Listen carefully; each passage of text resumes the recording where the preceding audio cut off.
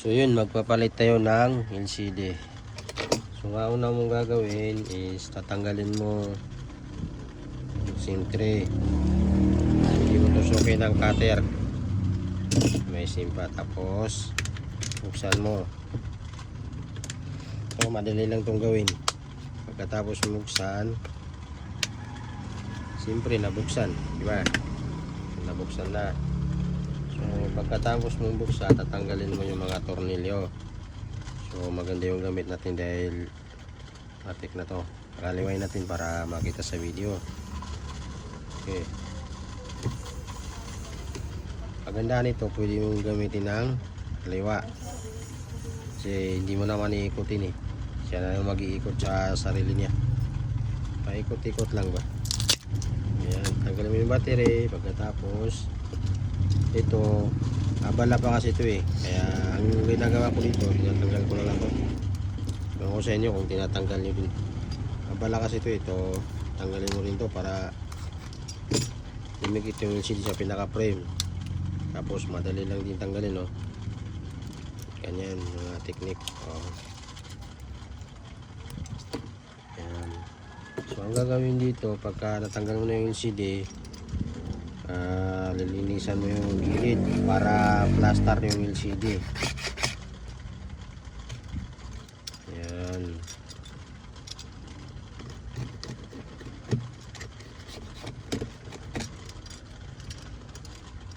Katapos mo linisan to,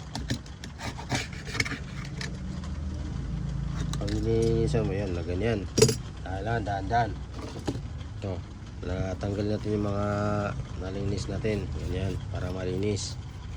Kailangan talaga malinis yung magpapalit natin ng LCD para hindi sumablay. So ang gagawin natin, lalagyan natin ng LCD. Ito, LCD. So bago natin ito i-dikit, titesting muna natin kung gumagana yung LCD. Baka makuha natin na LCD hindi gumagana. So ayan, sa-search natin. Kasi parang lubat pa to eh. Parang lubat pa to. Ayan, nag-search na. So aantayin natin siya hanggang sa magkaroon ng laman. So ayan, nagkaroon na ng laman. Papaandarin natin siya. Okay, mandar na siya.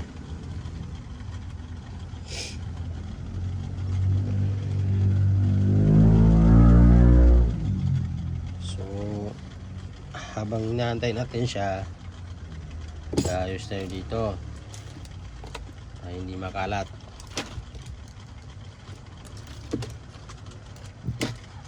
Shoutout pala sa mga kapwa repair dyan, pa-subscriber naman dyan, baka naman pa-follow din sa Facebook page natin. So ito, inaantay natin hanggang sa mag-open na siya. So hindi pa nag-open, ayun, nag-open na siya. Ayun, masyadong madilim yung mundo niya. Maliwanagin natin. Ayan. So magka-try ka ng LCD ito. Ayan. Para home screen layout locked. So hindi siya na-try. So okay naman yung LCD. Maganda naman yung touch. Hindi naman naglo-lock. Kayo lang mag-touch.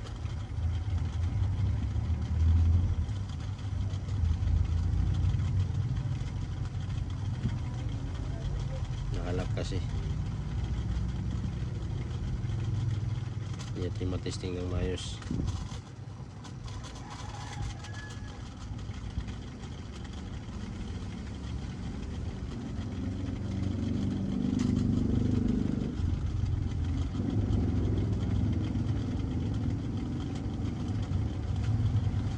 Okay naman yung LCD, okay naman.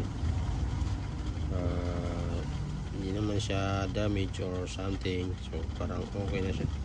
Pwede na ito ikabit. Tsaka may warranty naman ito na 7 days, so ikakabit na natin to.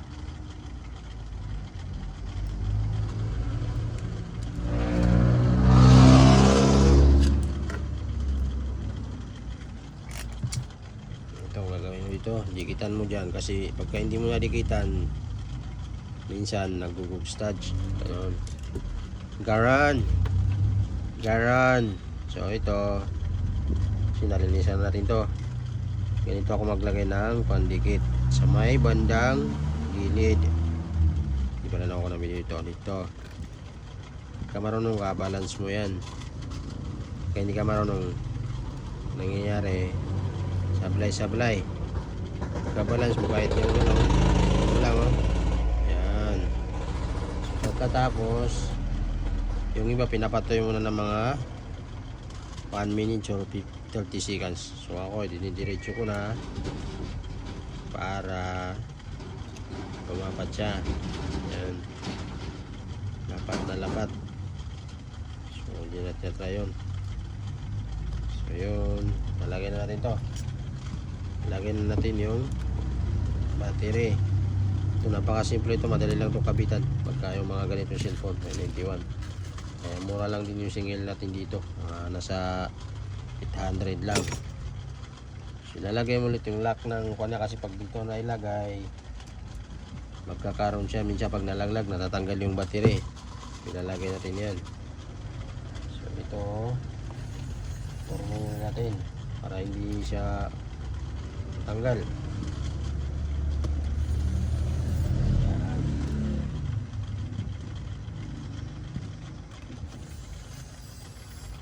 So pagkatapos sinatagip natin yung takip. Yun, tapos na to.